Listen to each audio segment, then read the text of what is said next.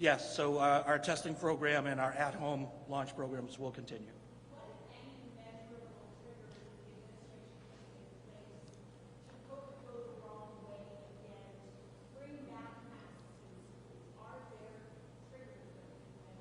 So I don't think we speak in hypotheticals about the future, but what I would say is we've learned, if we've learned anything about COVID, is we always have to be prepared to be ready, and we will act as necessary depending on what happens in the future.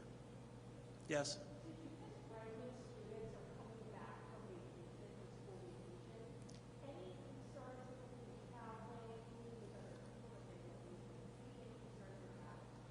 So we are providing, at-home tests for people to take before, which enables us to cull out any positive cases, and I think was successful after the last winter holiday. We think that'll be an effective measure going forward.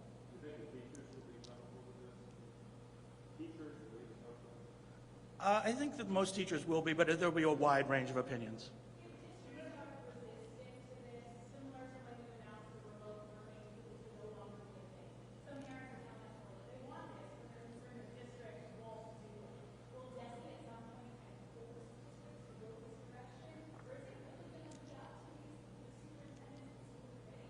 Again, it's a hypothetical, so I can't speak to the future, but what I can say is local decision-making has been, a practice in Massachusetts for a long time, and at times the state has had to step in when necessary, but I can't speak to the future. The state mask mandate is being lifted, and then what happens next will happen at the local level.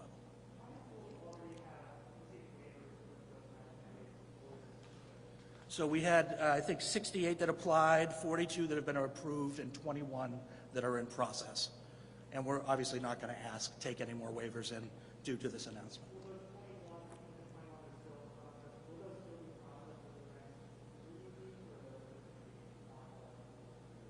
Yeah, I think I'll get you more information on that in the future, if that's okay.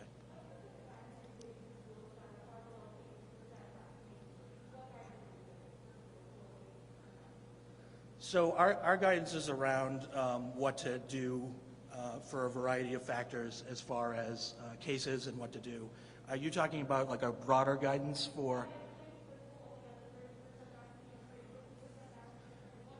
Yeah, I mean, I think that's going to be taken up by local boards of health and school committees to make that decision.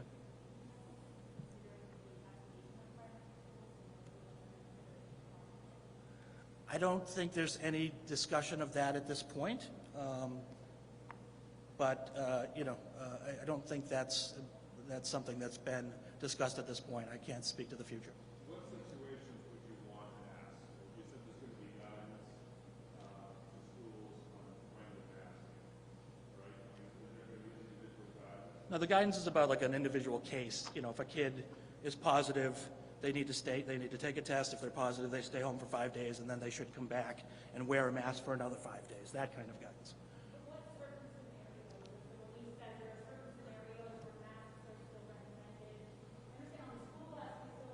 So that is the most important differential is on school buses, masks are still required per federal order.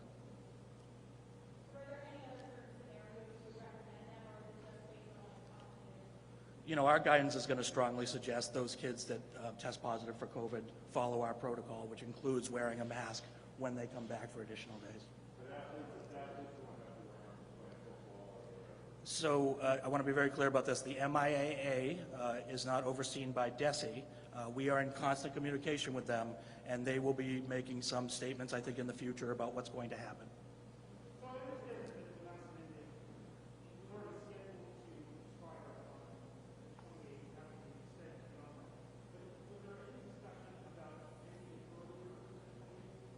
So I think we've extended it 3 times already since we instituted it, and we always assess the circumstances on the ground. We are really relying on our medical and health experts to help us with these decisions.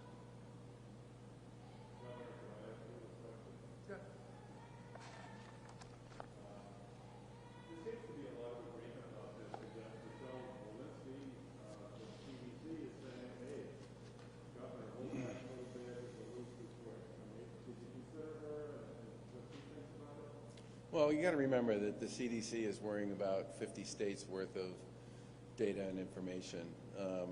In Massachusetts, we do have very high vaccination rates among our overall population, very high vaccination rates. Again, I'm speaking relative to other states. Very high vaccination rates for kids who are in school. Most states don't have the kind of surveillance testing program that we have in place. Most states don't have pool testing. Most states don't have take-home tests. We also have one of the lowest hospitalization rates in the country, and we have the lowest positive test rate in the country. So I think to some extent, she's applying what I would describe as a national standard because there are 50 states out there, but within that 50 states, you have a lot of states that are in different places.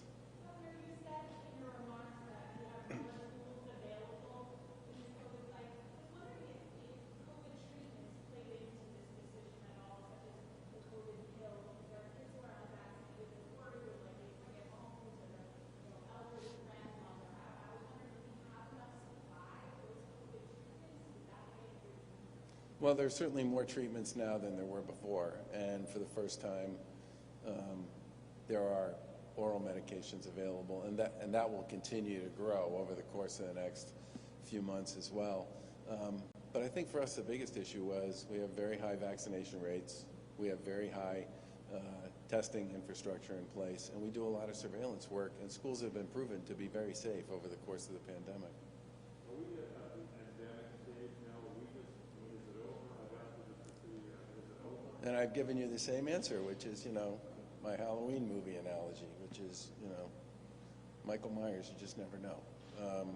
But I think what I will say is I think we've tried over the course of the past couple of years to take seriously the fact that this is going to be something we'll be dealing with for an extended period of time, and that's part of the reason why we bought so many tests, and part of the reason why we continue to distribute masks and built a pretty aggressive testing protocol into our K-12 system in the first place. So it's like the flu. We just got to move forward and live with it. I think I wouldn't compare it to the flu, but directly because there are differences between COVID and the flu. But I would say that I think it's going to be important for all of us to understand that this is something we need to figure out how to incorporate into the way we live. Yeah.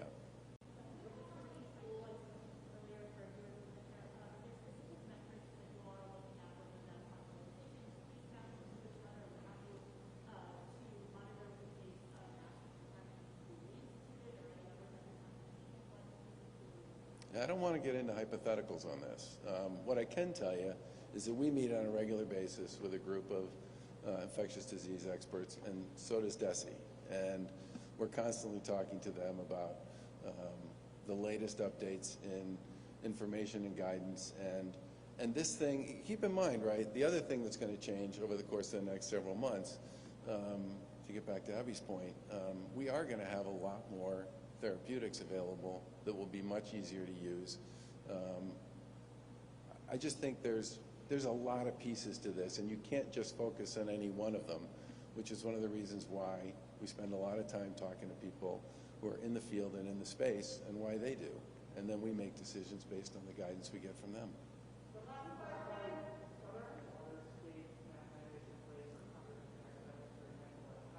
Say again?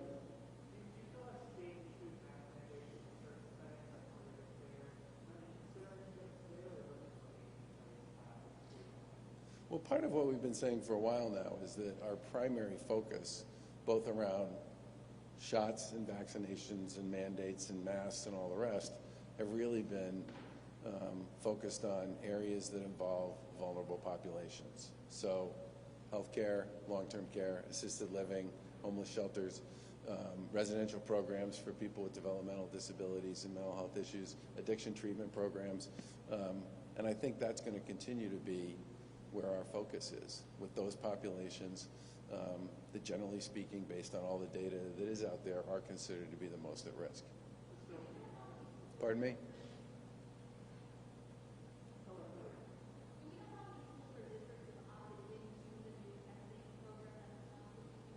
I think it's most, but you should answer that. approximately 85%.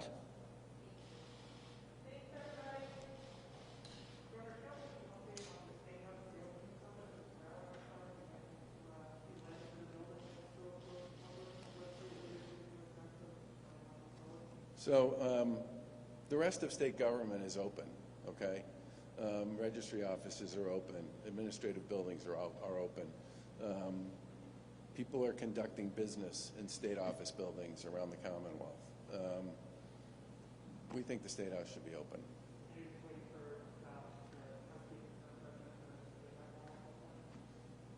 Yeah, the call, it's their building, it's their call, yeah. Pardon me?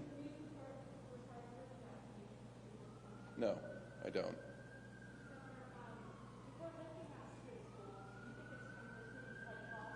I can't hear you, Tiffany, over the...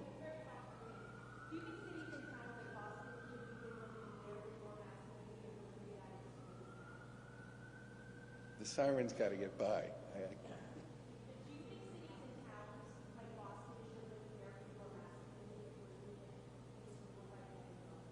Well, we said, we said since the beginning of this pandemic that we're going to do the best we can to establish what we consider to be statewide frameworks. And if communities want to go beyond what we do, that's their call. And I happen to think that policy, generally speaking, has served the Commonwealth and the Commonwealth cities and towns well over the course of the past 2.5 years. It means we spend a lot of time talking to each other about what's going on the ground in communities around Massachusetts, and it does give us what some people would call patchwork. I would argue that what you get is specificity, and I think that's important to give communities the ability to make the decision they think makes the most sense for them.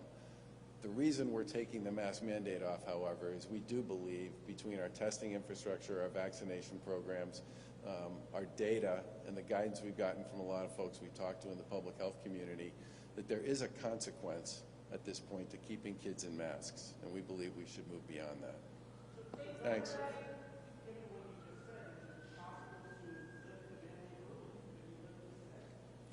Well, first of all, I think there's, maybe 8 days of school left before school vacation. We're practically to school vacation.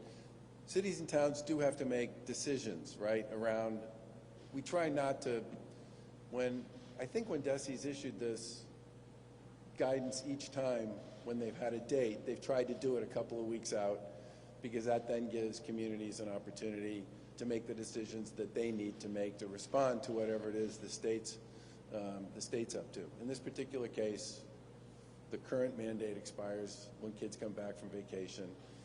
We felt saying something now gives local communities the ability to incorporate whatever they might want to incorporate into their own decision making before the kids go away for school vacation. Okay.